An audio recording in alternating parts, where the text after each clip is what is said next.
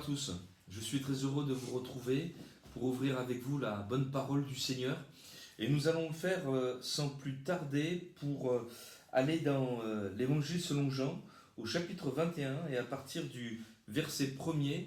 Et nous allons parler du feu du rétablissement, le feu du rétablissement.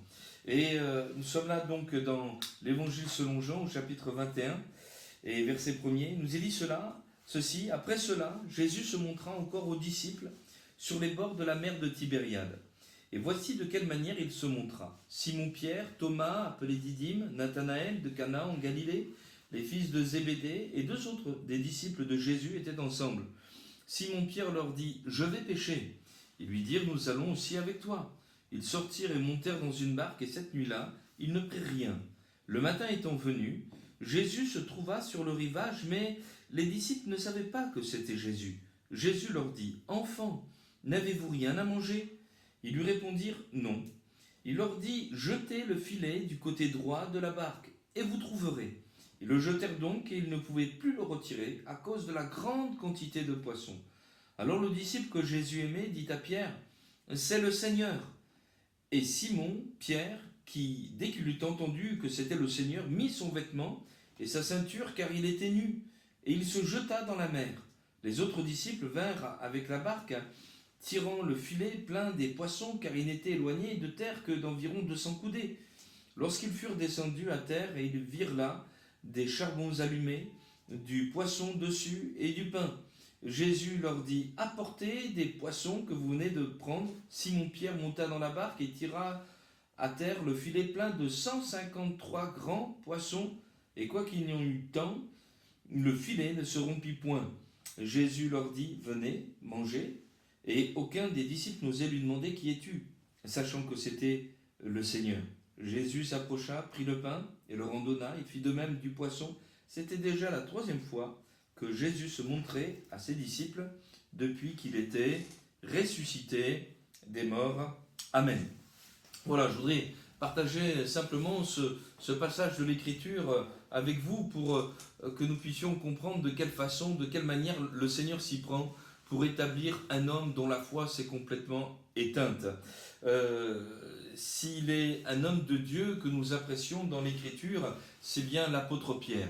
Parce que nous voyons un homme qui est zélé, qui aime le Seigneur, qui peut manifester tellement de courage dans sa foi, mais également nous pouvons voir un homme de la même nature, de la même constitution que nous, qui est capable de commettre des erreurs terribles et de se retrouver aussi dans un découragement tel que nous le voyons ici. Et nous voyons également la grâce de Dieu, celui qui relève celui qui est fatigué, celui qui n'éteint pas le lumignon qui fume. Nous allons y venir dans un instant, mais au contraire, il est capable, le Seigneur, de ranimer la flamme du premier amour dans notre cœur, pour que nous puissions aller de l'avant, continuer d'aimer Jésus. À lui soit la gloire. Alors, nous verrons simplement quelques points. Le premier sera un feu qui s'est éteint. Le deuxième, un feu qui est toujours vivant, toujours allumé.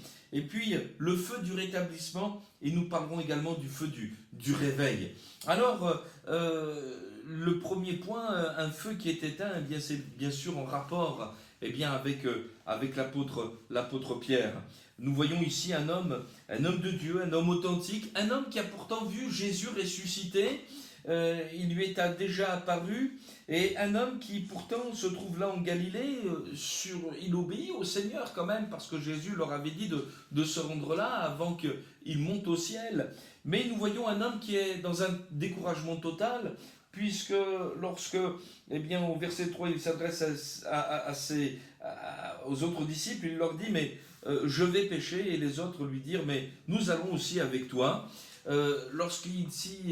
Pierre dit « Je vais pêcher », ne pensez pas qu'il va faire une partie de pêche parce qu'il a besoin de se détendre. Non, c'est un homme dont le métier est de pêcher, et s'il dit « je vais pêcher », c'est-à-dire qu'il retourne à son ancien métier, à son ancienne vie. Et on peut se poser des questions, mais enfin, que s'est-il passé dans la vie de l'apôtre Pierre pour qu'il en soit là? Pendant 3 ans, aux côtés du Seigneur, il a vu des miracles extraordinaires.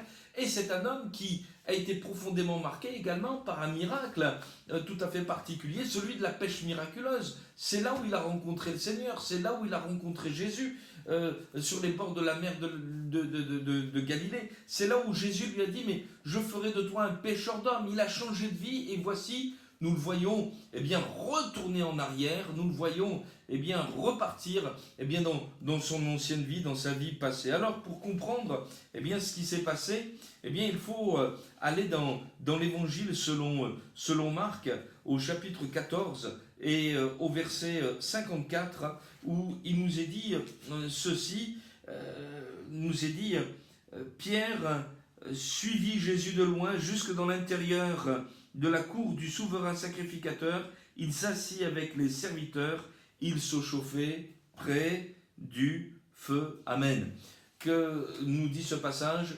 Ce passage nous dit que lorsque Jésus, dans la nuit où il fut livré, a été trahi, l'apôtre Pierre a renié Jésus et il a suivi Jésus de loin.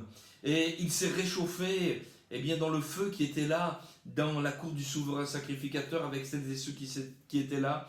Il a voulu trouver du réconfort, de la chaleur dans ce que ce monde peut apporter, mais ça lui a laissé un cœur froid, parce qu'au lieu de trouver du soutien autour de ce feu, on lui a posé des questions. Si vous lisez la suite, il nous est dit qu'une des servantes l'a observé, voyant qu'il se chauffait, elle l'a regardé et dit, mais toi aussi tu étais avec Jésus de Nazareth. Il l'a nié en disant, je ne sais pas, je ne comprends pas ce que tu veux dire, verset 67 et verset 68, voilà, et puis, tandis qu'il est sorti, le coq chanta, et nous voyons qu'à 3 reprises, Pierre a renié le Seigneur Jésus. Lui qui disait, quand tous t'abandonneraient, moi je ne t'abandonnerai pas, il a renié par 3 fois son maître bien-aimé. Et je comprends que malgré le fait qu'il ait vu Jésus ressuscité, il y a eu une plaie dans son cœur, un brisement dans son âme, un homme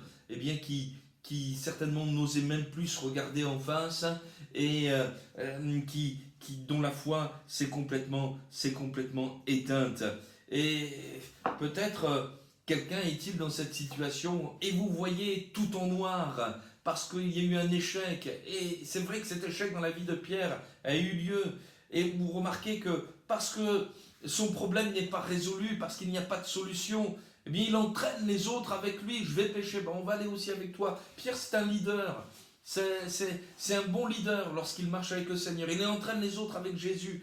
Mais c'est un mauvais leader lorsqu'il laisse son découragement s'emparer de lui. Combien parfois nous rencontrons des personnes qui sont ainsi, qui sont déprimants parce qu'ils sont eux-mêmes découragés et ils découragent toutes sortes de personnes autour d'eux. Mais je voudrais vous dire ceci, c'est que notre Seigneur, et c'est mon deuxième point, il possède un feu qui est toujours vivant, un feu qui est toujours allumé, parce que Jésus-Christ est ressuscité, il est vivant. Bien sûr, il a donné sa vie pour nous à la croix du Calvaire. Bien sûr, il a payé pour notre salut, notre rédemption. Il fallait qu'il passât par la mort de la croix. Il fallait qu'il paye notre dette. Il fallait que, il meure et qu'il ressuscite. Mais il est celui qui s'intéresse à chacune de nos vies en particulier. Ce que je veux dire par là, c'est que le salut, c'est un salut qui est pour le monde entier, mais il s'adresse à chaque fois d'une manière particulière et intime pour chacun d'entre nous. Et ici, Jésus va s'adresser à ces hommes qui sont découragés, à ces hommes qui sont là dans l'expectative, qui ont perdu la force de vivre. Et vous avez remarqué que leur vie n'est pas brillante. Quand Jésus s'adresse à eux, « Enfants, n'avez-vous rien à manger ?» Non, ils n'ont rien à manger. Mais le Seigneur ne va pas les abandonner. Il va leur donner la solution, jeter le filet du côté droit. Alors je ne suis pas un spécialiste des affaires maritimes et des affaires de pêche en haute mer, mais j'ai appris qu'on ne jette pas le filet de ce côté-là. on le jette du côté de la gauche. C'est plus pratique pour les marins. Mais ici, Jésus dit de le jeter à droite. Et la droite dans la Bible, ça parle de la force, de la puissance du Seigneur. Ça parle également de sa miséricorde. Et c'est comme si le Seigneur était en train de dire, mais au lieu de te décourager, au lieu de regarder à toi, au lieu de regarder à tes échecs, jette ton filet, jette ta foi du côté droit, du côté de la miséricorde du Seigneur, du côté de mon œuvre qui est venue pour te racheter. Mets ta foi en moi. Et remarquez que tandis qu'ils vont obéir, le filet va se remplir de poissons, comme si le Seigneur était en train de dire, toi Pierre tu as changé, mais moi je n'ai pas changé. Je suis toujours le même. Hier, aujourd'hui, éternellement, tu es tombé, tu m'as rogné, mais moi je ne t'ai pas rogné et je t'aime encore et il y a encore de l'espérance pour toi. Dans l'évangile, selon Matthieu, au chapitre 12 et au verset 20e, voici ce qu'il nous est dit. Je vous le lis, et même au verset 18. Voici mon serviteur que j'ai choisi, mon bien-aimé en qui mon âme a pris plaisir. Je mettrai mon esprit sur lui. Il annoncera la justice aux nations. Il ne contestera point, il ne criera point, et personne n'entendra sa voix dans les rues. Il ne brisera point le roseau cassé, et il n'éteindra point le lumignon qui fume, jusqu'à ce qu'il ait fait triompher la justice, et les nations espéreront en son nom. Donc nous voyons ici que lorsque le Seigneur voit un de ses enfants, un de ses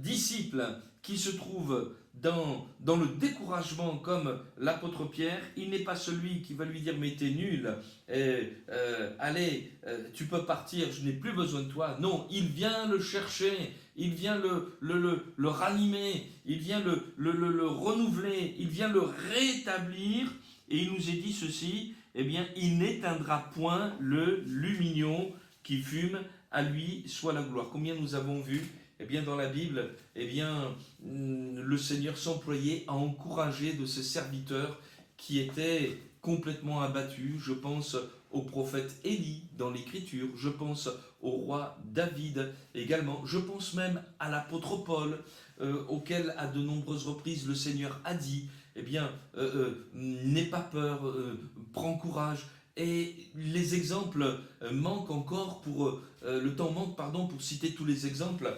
qui nous prouvent cela. Le Seigneur est prêt à ranimer la flamme. Et combien c'est merveilleux de se retrouver autour d'un feu. Peut-être l'avez-vous expérimenté.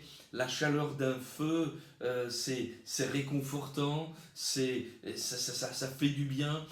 Auprès de ce feu, il y a de la lumière. Lorsqu'il fait nuit, on se sent en sécurité. Et puis, on peut se voir, on n'est plus dans le flou, on distingue les choses. C'est ça que la présence du Seigneur, elle nous apporte. Sa chaleur, c'est son amour. Sa lumière, c'est son intelligence, sa sagesse, sa connaissance. Et puis, ce feu qui brûle, il est protecteur. Les animaux sauvages, lorsqu'on met du feu devant eux, ils ont peur de ce feu. Et nous croyons que la puissance de Jésus, elle fait fuir le diable et tous ses démons. Nous rendons grâce au Seigneur. Il t'aime et il veut que tu t'approches de lui. Et il n'a pas changé, Peut-être nous on a changé, mais le Seigneur veut te rétablir. Dans le point numéro 3 que je veux aborder, ce feu du rétablissement, nous voyons que Pierre a vraiment besoin d'être rétabli. Alors c'est vrai qu'il y a un détail que la pudeur nous a fait lire rapidement. Il était nu. C'est vrai que dans le monde de l'Antiquité, la pudeur n'était pas la même que celle d'aujourd'hui, et parfois les travailleurs de force travaillaient nus ainsi. Mais je crois que si l'Écriture précise cela, c'est qu'il y avait également un autre sens spirituel. Parce que l'Écriture nous dit que nous devons être trouvés non pas nus mais vêtus, c'est-à-dire revêtus du salut, revêtus des habits du salut. Souvenez-vous, lorsque Adam et Ève ont péché, consommant le fruit de l'arbre de la connaissance du bien et du mal, ils se sont découverts nus, ils ont eu honte, ils ont voulu se couvrir avec des habits de feuilles de figuier qu'ils avaient eux-mêmes confectionnés. Ça parle de la justice des hommes qui cache la faute. Seulement elle la cache, mais au bout d'un moment ces feuilles sèchent et la faute est toujours là. Et Dieu va s'employer à leur fournir ce qui va être le signe d'une justice permanente, d'un pardon permanent qui les couvre définitivement. Il va leur donner des habits de peau et ils ne vont plus être nus, ils ne vont plus avoir honte. Pour qu'il y ait ces habits de peau, il faudra qu'il y ait la mort d'un animal. Et dans le livre de la Genèse, au chapitre 3, nous le voyons, la première mort constatée, c'est cette mort-là, de la mort violente d'un animal dont la peau va servir à revêtir la nudité d'Adam et de Ève. Et cela nous renvoie à Jésus, l'agneau de Dieu, qui ôte le péché du monde, qui ne fait pas simplement que cacher la faute, mais qui l'efface, qui l'ôte. Le sang de Jésus nous purifie de tout péché. Et ici, vous voyez, dans ce texte, tandis que Pierre a entendu que c'était Jésus qui était là, il a sauté dans l'eau, mais auparavant, il nous est dit qu'il mit son vêtement et sa ceinture. Peut-être quelqu'un se dit comme Pierre, et je pense qu'il était comme cela, je reviens à mon ancienne vie, à mon ancien travail de marin-pêcheur, et puis j'ai vécu 3 années, mais maintenant c'est derrière moi. Le Seigneur ne veut plus de moi, parce que je l'ai renié à 3 reprises, j'ai trop péché contre lui, je suis de nouveau nu, je suis perdu. Mais au contact du Seigneur, il se passe quelque chose, c'est que Pierre va se revêtir à nouveau, il va reprendre les habits du salut. Je voudrais dire à quelqu'un, ne doute pas du salut que tu as reçu en Jésus-Christ. Ce salut, il t'est offert, il t'est acquis, ce n'est pas par tes œuvres, mais c'est Jésus qui a tout accompli afin que tu sois sauvé, que tu ne périsses pas et que tu aies la vie éternelle. Et vous avez remarqué que pour que ce salut ne s'échappe pas, que ce vêtement ne s'en aille pas autour de lui, il l'a serré avec une ceinture, la ceinture de la vérité, nous dit l'Écriture. C'est une chose certaine et entièrement digne d'être reçue, dira l'apôtre Paul, que Jésus-Christ est venu pour sauver les pécheurs, dont je suis le pire, dont je suis le premier, dira-t-il, mais j'ai obtenu miséricorde. Quelle joie de voir pour Pierre que lorsqu'il arrive sur cette plage du lac de Galilée, il y a un feu qui est préparé avec du pain, avec du poisson, il y a un petit brasier qui est là, le feu du rétablissement. L'amour de Dieu ne change pas. Oh, ça ne veut pas dire qu'il veut que tu replonges dans tes péchés. Ça ne veut pas dire qu'il veut que tu te dire mais c'est pas grave de m'avoir renié. Non, c'est pas ça du tout. Et Pierre s'en rend bien compte. Mais le Seigneur ne veut pas te laisser dans cette affaire-là. Il veut te sortir, te dégager de ton péché et te donner tout à nouveau l'assurance du salut. Si tu veux venir dans sa présence, si tu veux tout à nouveau accepter, qu'il t'aime et qu'il a donné sa vie pour toi à la croix. Pierre l'a accepté. Vous savez, Jésus dira à certains chrétiens de l'église de Laodicée, cela nous est dit dans le livre de l'Apocalypse au chapitre 3 et au verset 20, « Voici, je me tiens à la porte et je frappe à la porte de ton cœur. Si quelqu'un entend ma voix et ouvre la porte, j'entrerai chez lui. Je souperai avec lui et lui avec moi. Je partagerai ce repas. Il y aura une intimité. Tu as besoin d'entendre que Dieu t'aime comme Pierre l'a entendu lui-même. À lui soit la gloire. Merci Seigneur pour ce qu'il est capable de faire. Même de ramener quelqu'un que l'on nommerait un rétrograde. Quelqu'un qui a mis de la distance entre lui et le Seigneur. Le Seigneur veut le rappeler. À lui soit la gloire. Et puis, je vais terminer pour vous dire que, il y a eu ce feu du reniement dans la cour du souverain sacrificateur. Il y a eu un feu qui était complètement éteint, nous voyons. Il y a ce feu du rétablissement, mais il y a également le feu du réveil. Parce que non seulement le Seigneur a rétabli son serviteur, mais dans l'évangile, dans le livre des Actes des Apôtres, Pierre entend ce que le Seigneur va dire. Il monte au ciel, mais au chapitre 1er, au verset 8, Jésus va leur dire ceci: vous recevrez une puissance, le Saint-Esprit survenant sur vous, et vous serez mes témoins. Et nous apercevons que le jour de la Pentecôte, Pierre était réuni avec les autres disciples qui étaient là, rassemblés dans la chambre haute. Et ce jour de la Pentecôte, tandis qu'ils étaient ensemble dans ce même lieu, tout à coup, il est venu du ciel un bruit comme celui d'un vent impétueux et qui a rempli toute la maison. Ils étaient assis, des langues semblables à des langues de feu, nous est-il dit, leur apparurent et séparées les unes des autres. Elles se posèrent sur chacun d'eux, et ils furent tous remplis du Saint-Esprit, nous était dit, et ils se mirent à parler en d'autres langues selon que l'Esprit leur donnait de s'exprimer, baptisés du Saint-Esprit, revêtus de la puissance du Seigneur, tel que le Seigneur l'avait annoncé. Et Pierre se met à prêcher l'Évangile. Il se met à parler distinctement de Jésus, avec force, avec courage, de telle sorte que la foule qui est là rassemblée, 3000 hommes, vont être embrasés au contact du Seigneur. Pierre va leur dire les choses telles qu'elles sont. Il va leur dire, Jésus, il a été crucifié, c'est vrai, mais il est ressuscité à la droite de la majesté divine. Cet homme livré selon le dessein arrêté et la présence de Dieu, vous l'avez crucifié, mais Dieu l'a ressuscité en le délivrant des liens de la mort. Il n'était pas possible que la mort le retienne. Et à son contact, ces hommes vont être embrasés. Vous avez remarqué le miracle de Dieu? Le feu était complètement éteint dans la vie de Pierre, et maintenant, une fois que Jésus a passé dans sa vie, c'est lui qui devient un homme qui est comme un feu qui embrase à son contact. On ne peut que aimer le Seigneur. À son contact, on ne peut que placer sa confiance en Jésus. On ne peut qu'obéir aux paroles du Seigneur. Il y a quelque chose d'irrésistible maintenant dans la vie de Pierre, parce que Pierre a réellement été restauré, rétabli. J'en veux pour preuve. Vous savez, quand quelqu'un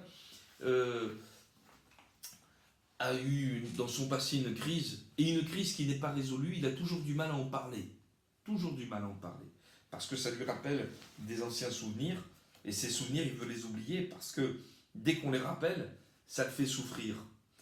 Et il y a un détail dans le ministère de l'apôtre Pierre, dans une de ses prédications, lorsque nous lisons au chapitre 3 et au verset 14, Pierre dit ceci: « Vous avez renié le saint et le juste, et vous avez demandé qu'on vous accordât la grâce d'un meurtrier.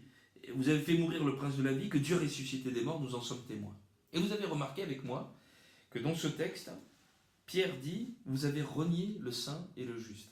Ah, ce mot, il est fort, surtout pour Pierre. Mais il y a eu vraiment une guérison intérieure. Il y avait eu vraiment un rétablissement dans la vie de Pierre, parce qu'il ose employer un mot qui a été sa chute. Mais de cette chute, le Seigneur l'a relevé, l'a restauré, et de vaincu qu'il était, il est devenu vainqueur. Mais non seulement cela, il a été lavé, pardonné, rétabli. Et c'est parce que il a été relevé, rétabli, que sa prédication, son message n'a que plus de force, parce qu'il peut dire à celles et ceux qui ont fait la même chose, Dieu t'aime, parce que j'ai été comme toi, comme Paul le disait et comme je l'ai cité tout à l'heure, c'est une parole certaine, entièrement digne d'être reçue, que Jésus-Christ est venu pour sauver tous les pécheurs, dont je suis le premier, le pire. J'ai obtenu miséricorde. Que Dieu vous bénisse, et que vous puissiez également jeter votre filet du côté droit de la barque, du côté de la miséricorde du Seigneur, du côté du salut. Dieu n'en a pas terminé avec vous, il vous aime d'un si grand amour, croyez-le. Que Dieu vous bénisse. À très bientôt.